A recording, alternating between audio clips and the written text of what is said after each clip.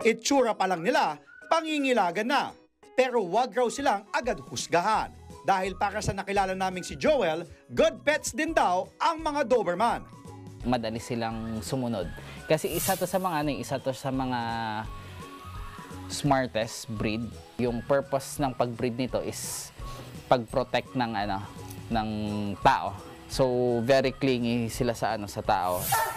Purpose-bred dogs ang tawag sa mga Doberman Pinscher. Nagmula sila sa bansang Germany. Dalawa ang uri nito, ang European at American Doberman. Kilala sa pagiging protective, pero kung mapapabayaan, posibleng maging agresibo.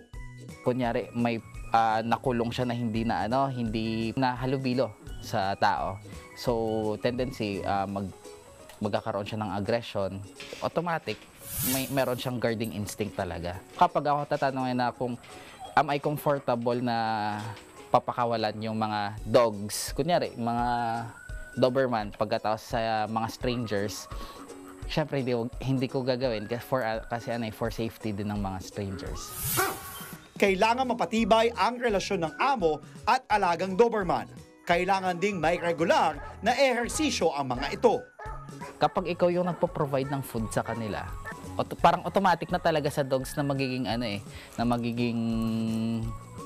ikaw yung alpha. Yung technique kasi dyan, if meron kang isang aso na Doberman, bili ka pa ng isang aso, lagay mo sila sa enclosed area na safe, i-exercise na lang nila yung bawat isa.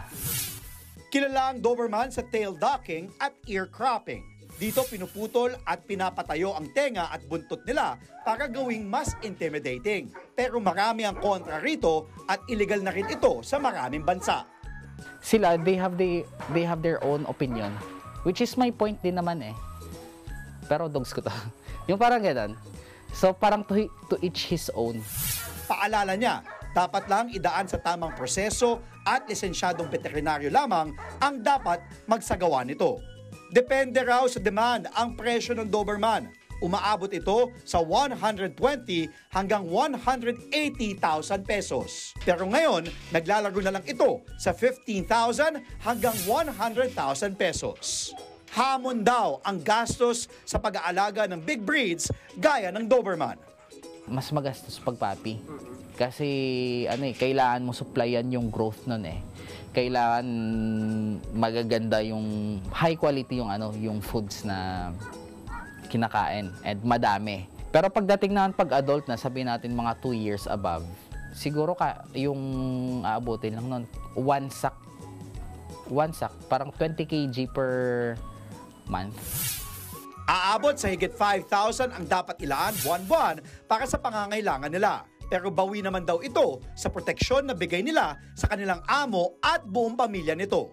Sa Doberman talaga, hindi lang sila liability but also they give benefits din sa family.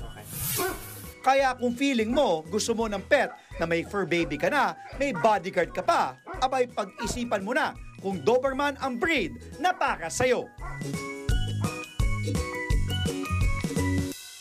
Mga kapatid, Dimples Romana po, kumpletuhin ang inyong umaga ng mga kwentong puno ng inspirasyon. Salubungin po ang bawat araw ng may ngiti at pag-asa. Kaya't mag-subscribe na po at mag-follow na sa aming social media pages ng News 5.